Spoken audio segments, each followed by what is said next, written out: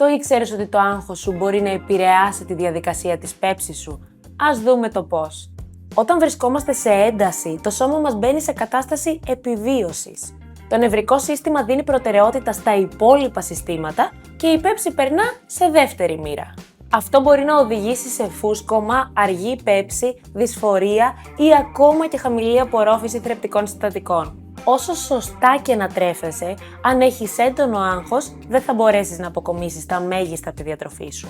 Για να αποφύγεις αυτές τις αρνητικές συνέπειες, είναι σημαντικό να μην τρως βιαστικά ή με περισπασμούς. Το ιδανικό είναι να αφιερώνεις λίγα λεπτά πριν τα γεύματά σου για να ηρεμείς και να τρως πιο συνειδητά. Προσπάθησε να τρως καθιστός και να αναπνέεις λίγο πριν ή και κατά τη διάρκεια του γεύματος. Τα 5 λεπτά παραπάνω που θα αφιερώσεις στο γεύμα σου δεν θα αλλάξουν την ημέρα σου, μπορούν όμως να αλλάξουν την πέψη και την ευεξία σου.